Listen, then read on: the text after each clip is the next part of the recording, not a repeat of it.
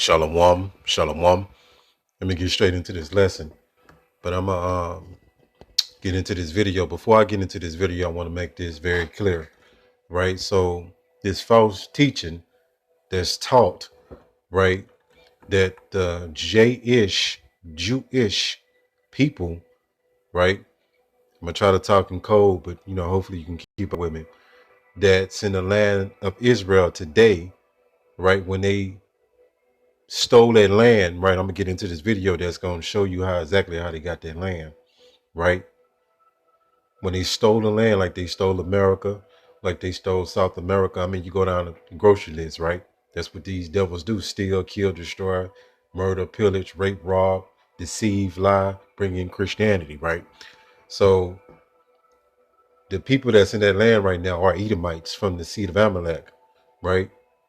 That's the predominant in that land is Edomites, right? They stole the land from the so-called Palestinians, right? And this video gonna prove that. But what's taught, right, in is that the people that's in that land, right, when they went back into their land, right, they act like they was already the people of the land, right? So they're claiming to be Israelites, which that's a lie. They are Edomites, right? They don't speak a pure Hebrew. They speak Yiddish, right? Okay, the people that's in that land, they said that was fulfilling the biblical prophecy in 1948 when the so-called Jewish people returned to the land of Israel. They said that was the fulfilling prophecy of the Israelites returning back into the land of Israel, which is a lie. I'm going to prove that with scriptures, and this video is going to prove that, right? So let me get into this video, then I'm going to get into the lesson. It's complicated. Well, at least that's what some people would like you to think. We've long been sold the narrative of a tit-for-tat skirmish of rockets, a real estate dispute, or even a centuries-old religious feud. There's so much more to the story of Palestine we all need to know. So let me skip it up a little bit to about right up and down. Palestine, from 1922 and 1935, the Jewish population rose to 27. Story for another video. Now that the British occupy Palestine, something unusual is happening back in Europe. You see, the Zionist movement had been growing increasingly influential and lobbied hard to support the mass migration of Jews to Palestine and recognize a Jewish claim. And when they say Jews to Palestine, they talking about Edomites to Palestine, which would be known as the land of Israel. They stole it, right? And they used the military to do it. They sword, right? To the Palestinian land. And in 1917, Britain, out of nowhere, publicly declared its intentions of establishing a national home for the Jewish people in Palestine. So the British just gifted Palestine, a country which was made up of 90% Palestinians, to European Zionists. They gave it just like you would give a box of chocolates. Historians still debate till this day why the British gave Palestine to Zionists. It's simply baffling. Now, at this point... Well, it's not baffling. The Rothschild family funded that whole thing with so-called Britain, right? They funded that they would come in there and use their sword, right, in their so-called money to steal the land of Israel and get it back under Edomite, get it back, let me say it like this, to get it into Edomite hands so they can act like the Israelites.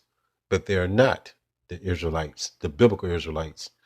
They're Jewish. When you go into the word Jewish, it means something like reddish, blackish, right, pertaining to, but not, all right, the substance of what it is, all right? The Jewish population in Palestine was less than 10%. So when the British started to facilitate the immigration of European Jews to Palestine from 1922 and 1935, the Jewish population rose to 27%. With the British mandate in full swing, mass European Jewish immigration meant that more land would be seized and the native Palestinian population grew increasingly worried. The Palestinians would demonstrate their concerns to their British overlords, but they wouldn't have it. European Jewish settlement was on the rise. The British proposed a partition of Palestine and even advised the forceful removal of the Arab population from their homes. And yes, this was their plan to resolve the issue. So the Palestinians naturally rejected this proposal and revolted against the British. The revolts were crushed violently, killing thousands of Palestinians. But the Palestinians wouldn't give up. They would continue their fight for independence, and the British were clearly fed up. So in 1947, the British decided to hand over the responsibility for Palestine to the United Nations. So basically, they just said, here, clean our mess. And so the UN proposed this ridiculous proposal again, where Palestine will be partitioned into a Jewish and Arab state. Remember, Jews in Palestine only constituted 1/3 of the population, most of whom arrived from Europe just a few years earlier. Yet, in this proposal, they were allocated 55% of the land.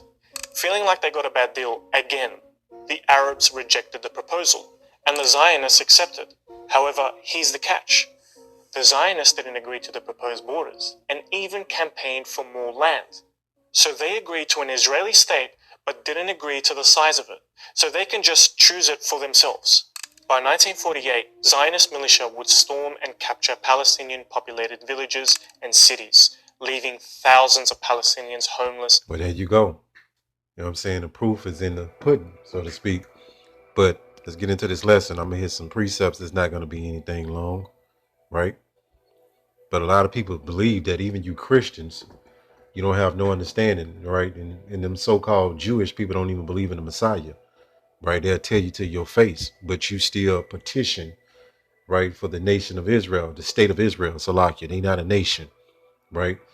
And these are Edomites posing to be biblical Israelites, right?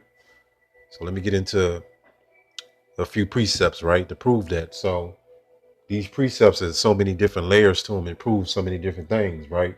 So the Most High first off was going to put us back in that land, right? In the land of Israel. In the land of Israel, as we know it today, is going to be destroyed, right? By nuclear weapons, right? Missiles. Let me show you something real quick.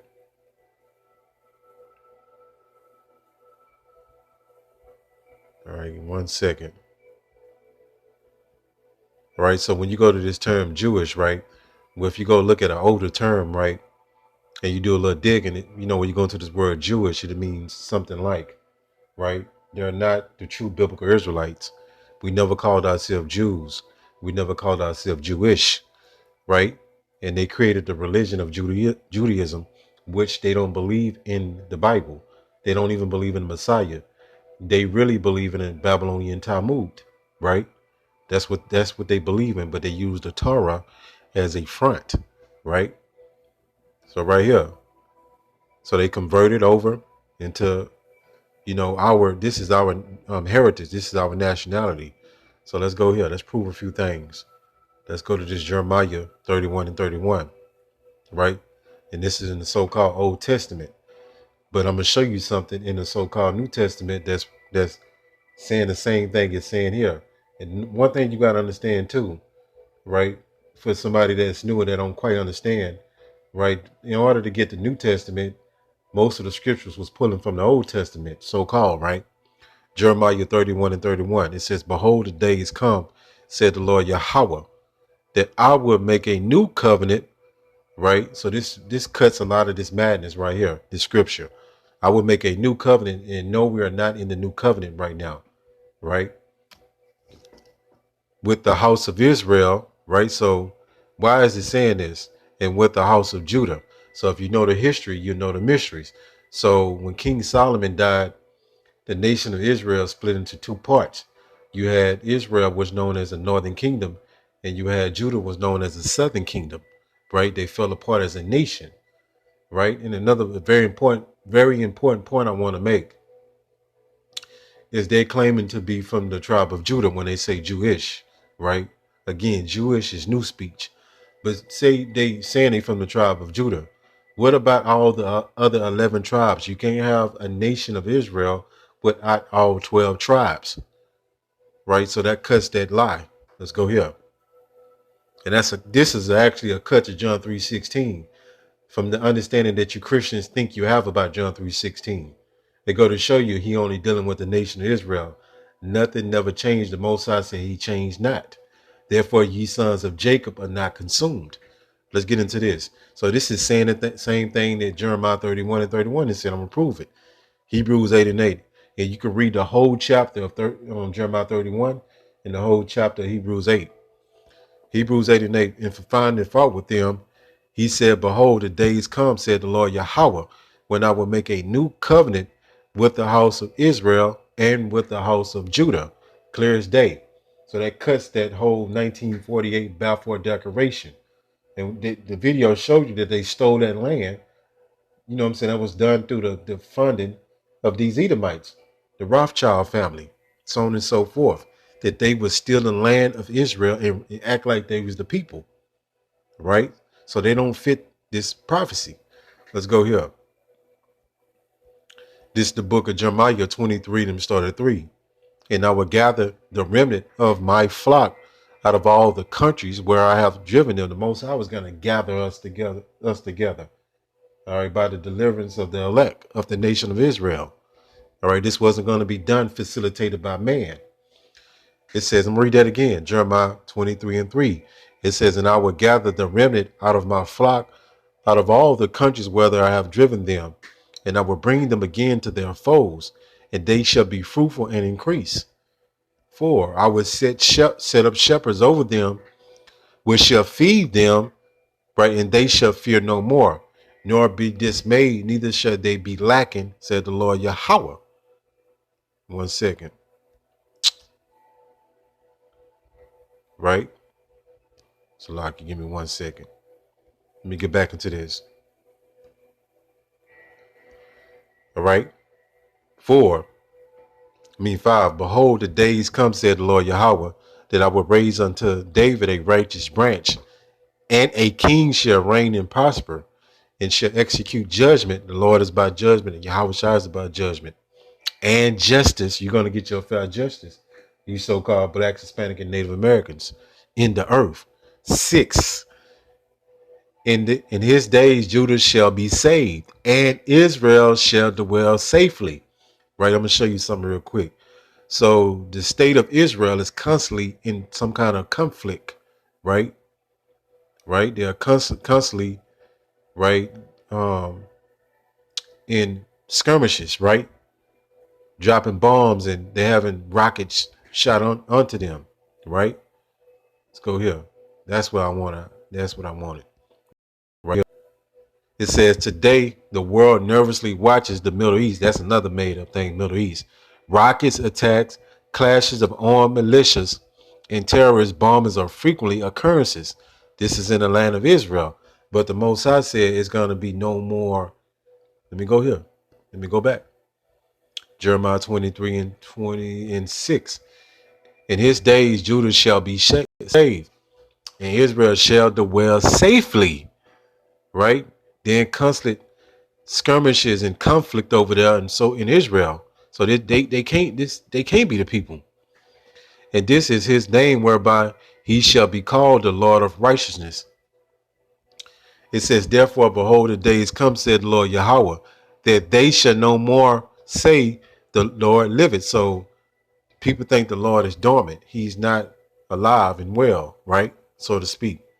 It says, would brought up the children of Israel out of the land of Egypt. So this deliverance here is going to be way greater than the deliverance out of Egypt, right? So let's go here. Then I'm going to close it up.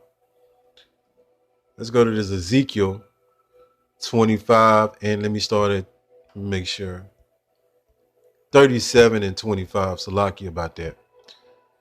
All right.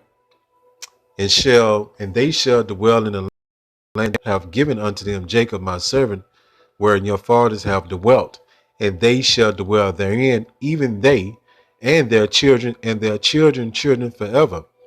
And my servant David shall be their prince forever. Salakia. It says, moreover, I will make a covenant of peace with them. It shall be an everlasting covenant with them, and I will place them and multiply them, and I will set my sanctuary in the midst of them forevermore. Right? So this dealing with the nation of Israel and the nation of Judah as one collective nation, right? Hopefully this lesson was edifying. Call Allah Yahweh, by Hashem, Yahushua, by Hashem, Rachak Wadash. Shalom.